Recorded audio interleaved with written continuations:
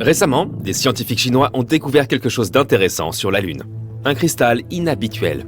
Ils ont aussi découvert que ce cristal contient un élément qui peut littéralement remplacer le combustible nucléaire. Alors, creusons un peu le sujet. La composition de la Lune est longtemps restée un mystère pour nous. Un demi-siècle s'est déjà écoulé depuis la mission Apollo 11. Malheureusement, nous n'avons pas beaucoup voyagé sur la Lune depuis. Et il n'est donc pas surprenant qu'il ne soit pas si facile pour nous de l'étudier. Mais récemment, une percée a été réalisée dans ce domaine. En décembre 2020, des scientifiques chinois ont envoyé la sonde Chang'e 5 sur la Lune. La mission a été nommée d'après l'ancienne divinité chinoise de la Lune, Chang'e. Plutôt poétique, n'est-ce pas? Quoi qu'il en soit, la sonde s'est rendue sur la face la plus proche de la Lune. Elle a passé plusieurs jours à creuser la surface et les roches, puis elle est revenue sur Terre. Au total, elle a collecté environ 2 kg de diverses roches lunaires, comprenant du basalte, de la lave solidifiée et d'autres.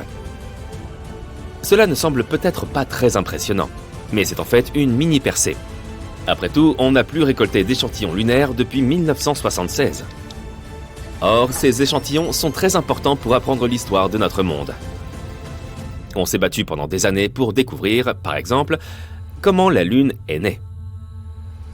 Il y avait beaucoup de théories, mais on n'arrivait toujours pas à trouver de preuves solides pour aucune d'entre elles.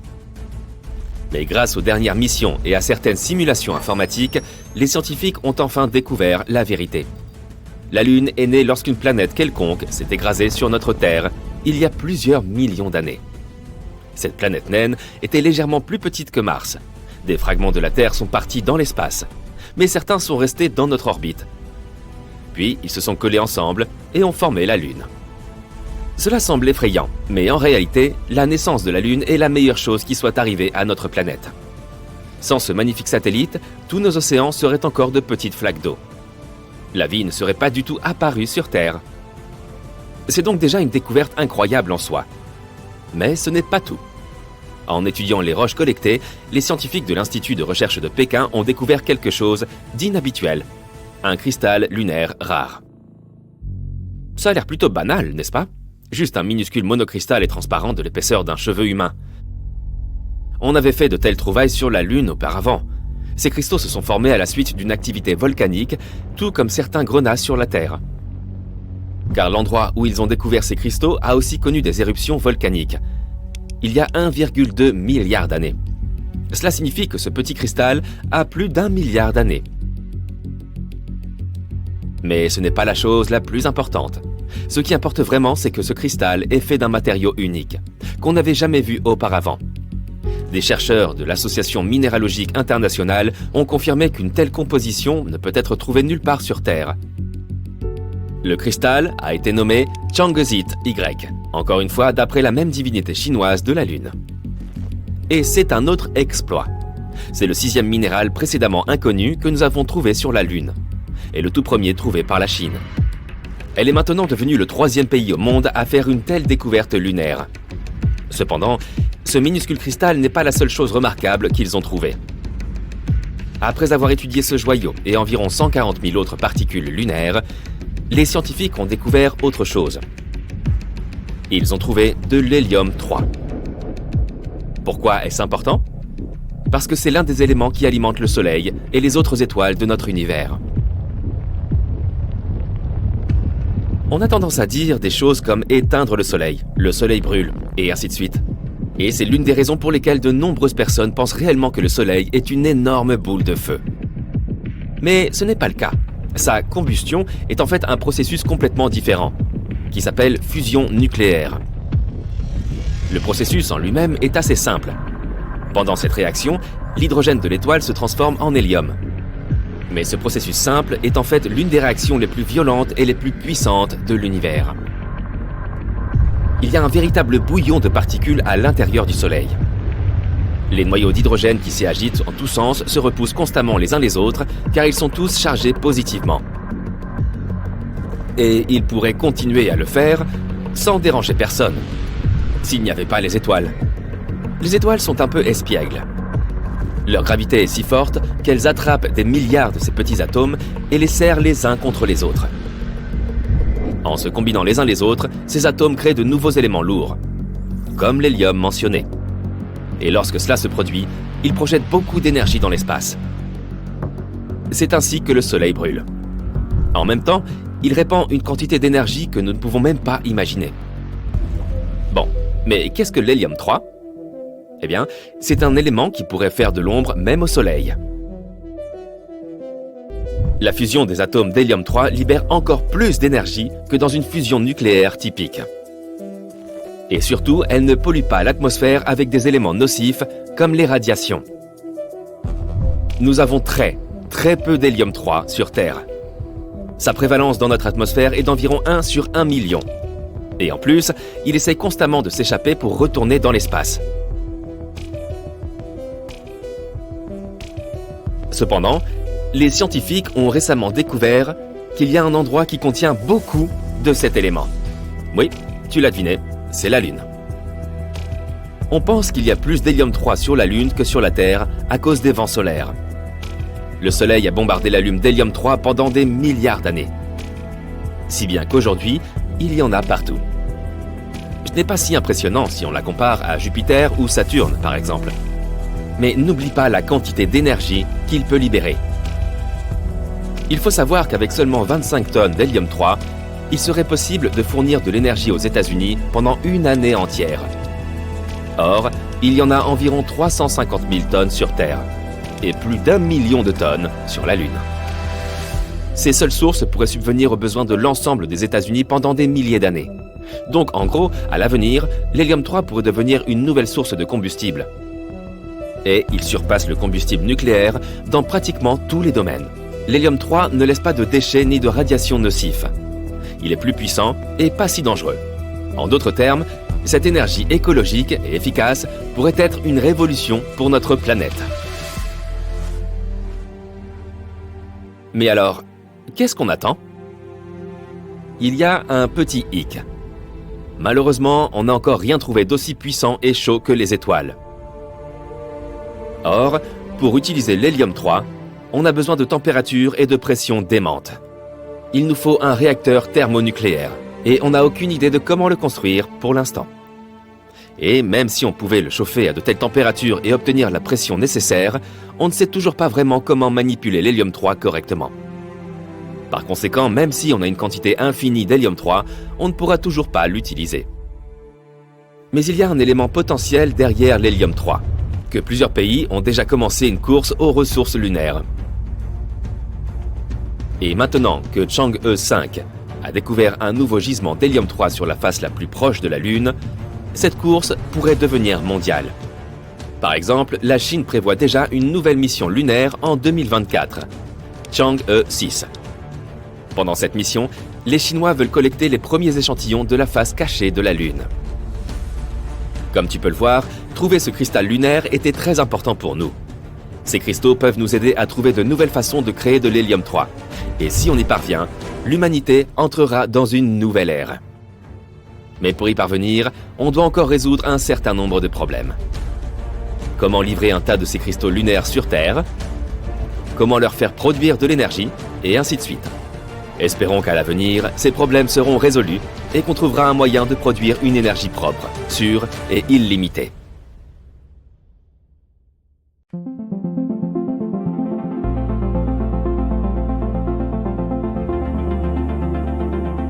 Ce système de type catapulte sur la Lune pourrait nous apporter une énergie illimitée ?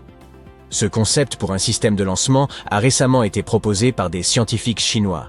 Ça fonctionnerait comme un lancer de marteau avec un bras de lancement qui projette des objets. Ce bras est censé mesurer environ 50 mètres de long. Il produira une accélération jusqu'à la vitesse de libération de la Lune et hop, la capsule sera envoyée dans l'espace. Cette idée folle coûtera environ 18 milliards de dollars. Ouf, c'est cher, mais croyez-moi, ça en vaudra vraiment la peine. Ce système fonctionnera à l'énergie solaire et nucléaire. Il pourra également récupérer plus de 70% de l'énergie utilisée par chaque lancement. La Lune a une gravité très faible. Son atmosphère est également très ténue, donc l'air ne ralentit pas les choses. Cela rend ce genre d'opération beaucoup plus facile. Mais quel est le but de tout ça ? L'objectif principal est de transporter de l'hélium 3. C'est un isotope de l'hélium vraiment fascinant. Et l'une des choses les plus incroyables à son sujet est qu'il pourrait devenir un nouveau carburant pour la fusion nucléaire. soit le même processus qui se produit dans les étoiles, y compris notre Soleil. Si nous parvenions à recréer cette fusion stellaire sur Terre, nous pourrions disposer d'une source d'énergie propre et pratiquement illimitée pour nos centrales électriques. Mais l'hélium-3 est extrêmement rare sur Terre. On peut parfois en trouver dans les formations rocheuses volcaniques au fond de l'océan. Cela s'explique par le fait qu'il est issu d'un autre élément rare qui porte le nom de tritium, un élément que nous produisons généralement dans les réacteurs nucléaires et que nous utilisons pour des trucs cool, par exemple la peinture phosphorescente. Cependant, l'inconvénient du tritium est qu'il met une éternité à se désintégrer et à se transformer en hélium-3.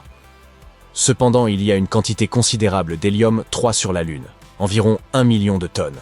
Seulement 20 tonnes d'hélium-3 pourraient me suffire aux besoins annuels en électricité de la Chine.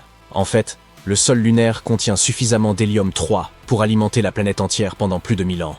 Mais pourquoi y a-t-il tant d'hélium-3 sur la Lune et quasiment pas sur notre planète ? Eh bien parce que l'hélium-3 provient du Soleil et voyage avec les vents solaires. Les vents solaires sont en gros des flots de particules dangereuses. Ils sont extrêmement radioactifs. L'atmosphère dense de la Terre et son champ magnétique nous servent de bouclier. Ils nous protègent presque entièrement de ces particules.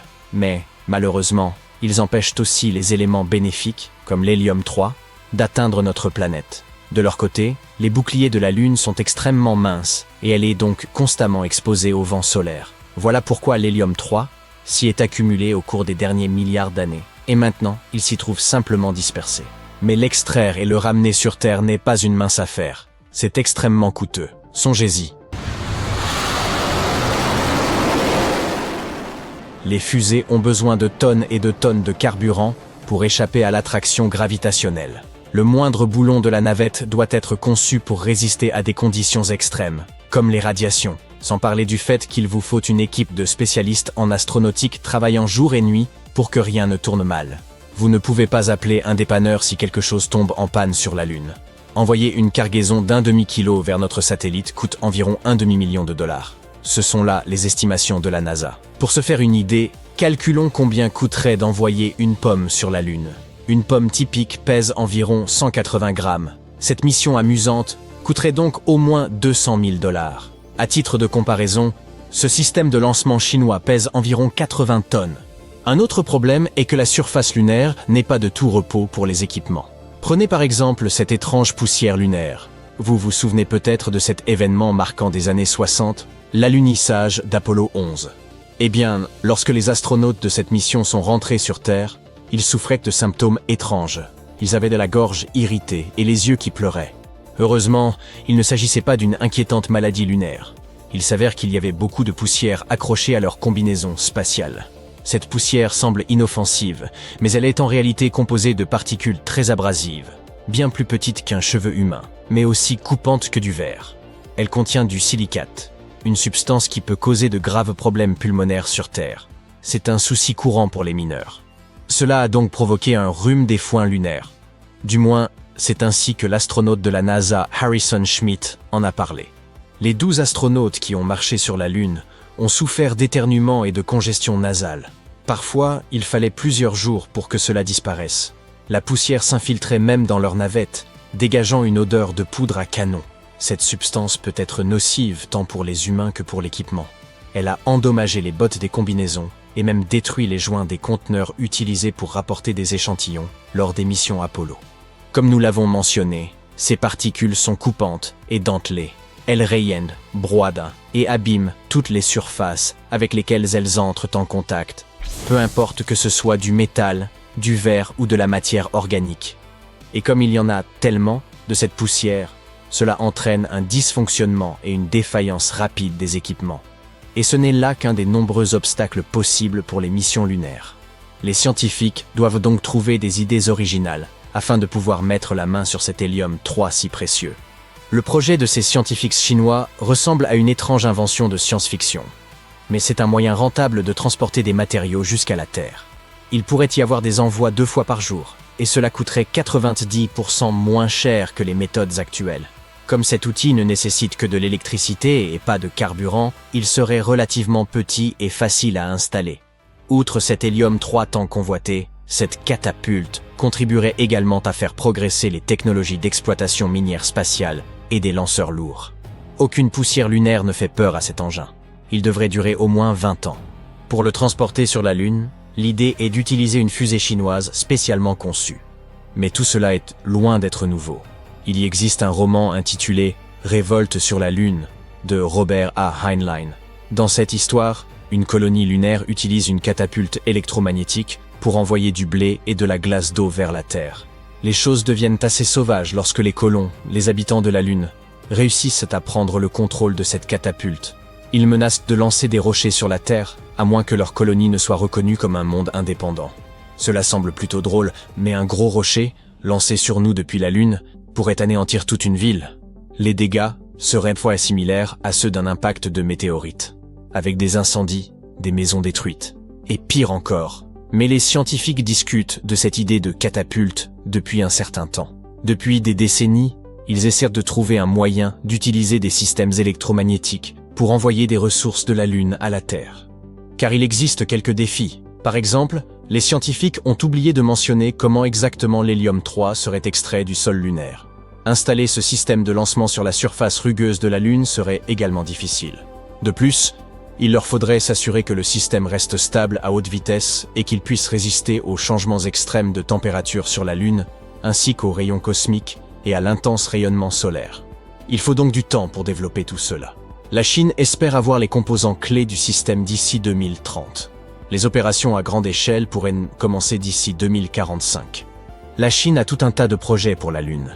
Par exemple, ils souhaitent également construire une station de recherche à son pôle sud d'ici à 2035.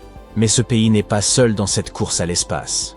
Étant donné qu'entre-temps, la NASA prévoit d'envoyer des humains sur Mars, les années 2030 risquent d'être une décennie passionnante pour l'exploration spatiale. Il y a aussi une start-up américaine qui évoque déjà le concept d'économie lunaire. La NASA prévoit d'envoyer des astronautes sur la Lune et d'y établir une colonie permanente dans une décennie ou deux. L'un des objectifs de cette colonie sera de stimuler la croissance économique et de créer de nouveaux emplois. La plupart concerneront probablement des activités minières. Et s'il devait y avoir 2 colonies spatiales, eh bien, il leur faudra trouver à s'entendre.